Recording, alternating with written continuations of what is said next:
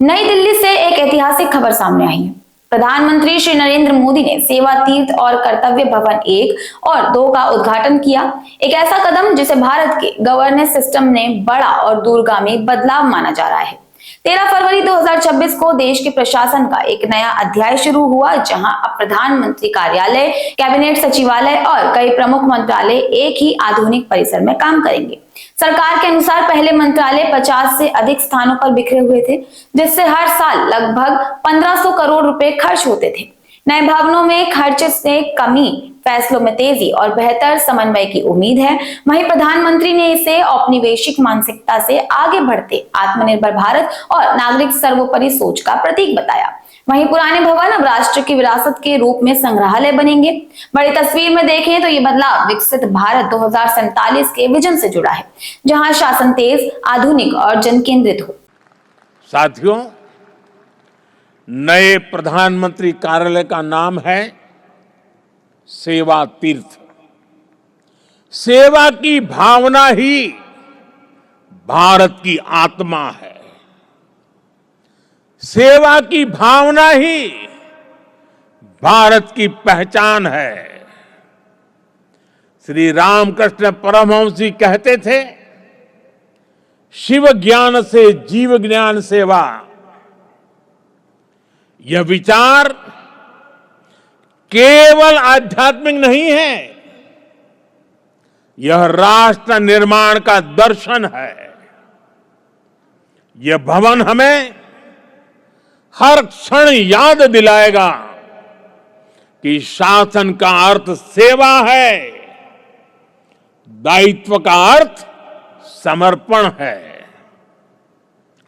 हमारे शास्त्रों में भी कहा गया है, सेवा परमो धर्म, अर्थात सेवा ही सबसे बड़ा धर्म है। भारतीय संस्कृति का यही विचार प्रधानमंत्री कार्यालय और सरकार का विजन है।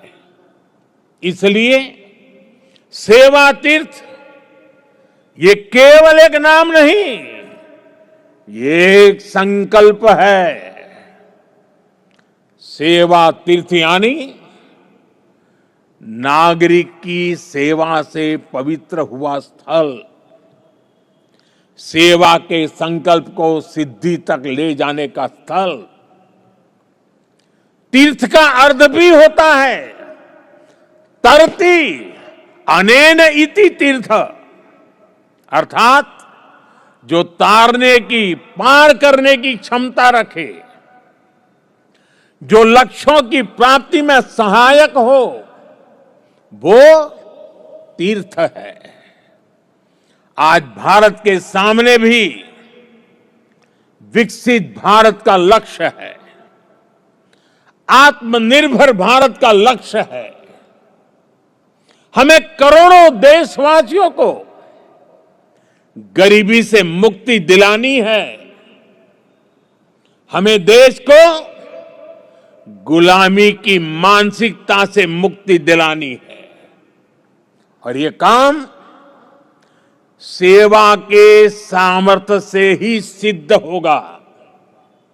साथियों, आज जब भारत रिफॉर्म एक्सप्रेस पर सवार है, आज जब भारत अंतर्राष्ट्रीय संबंधों की एक नई गाथा लिख रहा है, आज जब नए नए ट्रेड एग्रीमेंट्स संभावनाओं के नए दरवाजे खोल रहे हैं, जब देश सैचुरेशन के लक्ष्य की ओर तेजी से बढ़ रहा है, तो सेवा तीर्थ और कर्तव्य भवनों में